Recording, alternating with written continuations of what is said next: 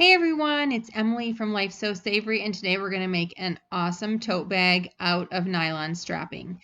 So here I am cutting the strapping. You're going to want to cut half the pieces 13.5 inches and half the pieces 15.5 inches. Eventually we want our rectangle to be 13 by 15, but I like the extra ½ inch just to give me a little bit of wiggle room in case I need to trim. Then you're going to weave these into a fabric. So I took the shorter pieces and I attached them to my mat with magnets. You could also use weights or anything like that. And then now I'm weaving in the slightly longer pieces, and I'm also using magnets to hold those down and keep them from slipping. The nylon strapping is a little bit slippery, so it doesn't always want to stay in place, but I'm trying to do a fairly tight weave so that this becomes an awesome fabric when I'm finished. So I'm just going to go through here and I keep weaving it in, and one strap at a time I make a fabric. So you can see it's just kind of awesome and not as hard as it looks, but it's going well.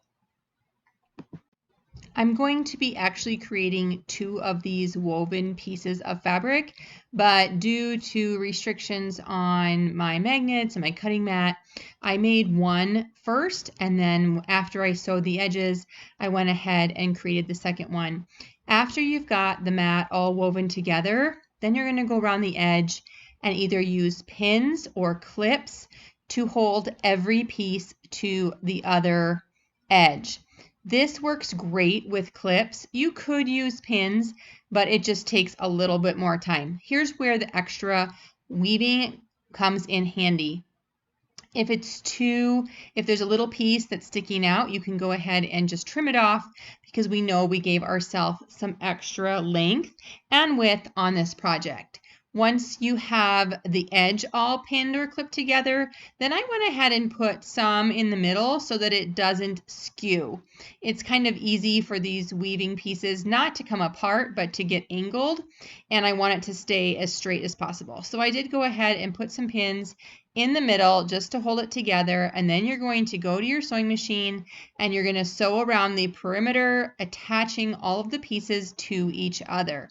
This is pretty easy, and you're just going to use a straight stitch. If it's too thick with the strapping, I did use a denim needle here just to make it easier to sew. Now, you want to attach all these straps to each other. You can simply sew lines down all of the straight seams on this woven mat, but I wanted to add some fun embroidery.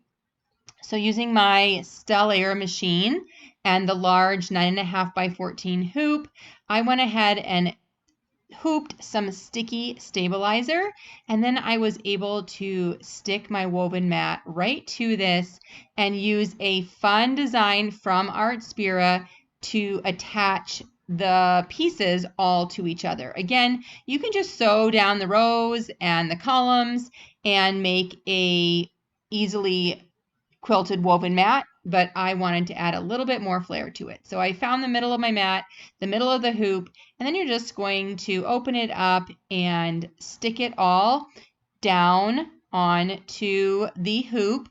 Make sure that, like I'm doing, I'm arranging the rows and columns and make sure that they are as straight as possible. On the Art Spira app, if you pair your Stellaire machine, you're going to get 10 free fill designs, and these are really awesome. And I know it's hard to see here, but this is a really cool curly one, and what I decided to use, there you go, you can see it. So I just went ahead and wirelessly transferred it to my machine, and then I was able to stitch that out onto my woven piece of fabric, and it stitched out really nice. Now you do want to make sure, if some of the rows or columns are sticking up, that your quilting foot doesn't get stuck on them. The first mat I quilted fine. The second one, it seemed to get stuck a little bit more, so I had to sit by it and just make sure that I was pressing it down so it was nice and flat so the quilting foot could get over it. The worst part of this project, in my opinion, was peeling off the sticky stabilizer, and if I could figure out a way to maybe not use it, I would recommend, but it was the best I could come up with in the moment, and I love the swirly design on the front. So again, the outside is all stitched together, and then it's quilted together using that fun design in the middle.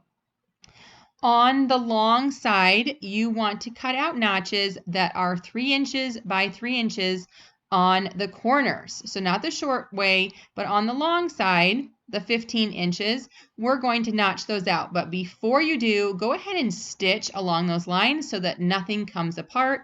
So I went ahead and sewed over my markings. If I was doing this again, I probably would do the Sharpie on the wrong side of my woven fabric, but I did it on the right side. So I don't always think through things like that. Once you've sewed that notch, go ahead and cut just on the inside of your stitching. Don't cut through your stitching because you want that to keep everything in place, but go ahead and notch out both corners and we'll use that for the bottom. Then I went ahead and seared all of the edges around the entirety of this little mat that I made. This is going to help keep it from fraying as I continue stitching. I tried to use my serger, but it didn't really work.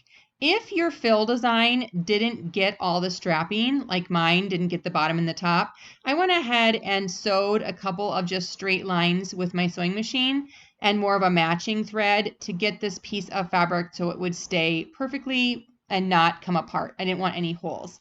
Then you're going to take both pieces of fabric that you created, and with right sides together, you're going to pin the sides and the bottom. And then we're going to go ahead and start by sewing this together. Again, I would definitely recommend using a denim or a jean needle because this is a lot of layers of strapping.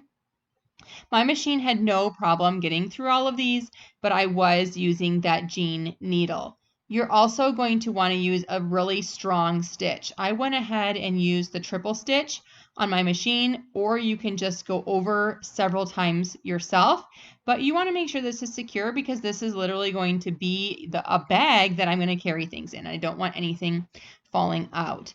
After you have stitched the sides and the bottom together, you are going to close those notches that we created. So with the right side of the bag still in, you're going to line up the side seam and that bottom seam and those notched corners, put a few clips, and then I had a little bit more here to burn off.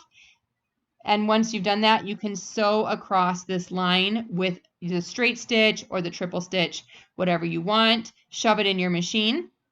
Now it's time to finish the top. So I measured around the top of my bag and I cut 2 pieces of strapping with the length of my bag plus a 1/4 inch seam allowance. Overlap that 1/4 inch seam allowance and sew with a zigzag. Then take those 2 pieces and put them wrong sides together. So you have the right sides out and stitch close to the top edge. See how I stitched right there on that top edge? So now I have this sort of top binding that I'm going to slide right over the top of my bag. Again, I can see the stitching. I'm not folding this right sides together. I'm folding it wrong sides together so that I can now just slide it over the top of my bag. Pin or clip it all the way around, and then I was stitching on the inside of the bag. You could turn the bag right side out again or wrong side out and stitch, but you have to stitch all the way around to attach that top of the bag.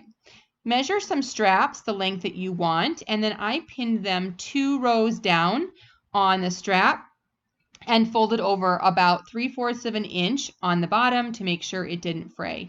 Again, here's why I love clips, because the pins are so hard to get through the strapping. Put it straight up to the top. I was able to cover the line of my top binding. If I'd had a better coordinating thread, it would have been perfect, but this way I was able to hide it. Fold over and evenly space it from the side seam. You're going to put it the same amount down and over, and then pin and clip the second strap in place. So now you're going to sew these straps to the tote, and we are finished. I took my little supply box off my machine, so I was able to get in like I was doing the hem, and that made it easier to sew those straps on. Once you have the straps in place, you are ready to party and enjoy your beautiful quilted strapped bag.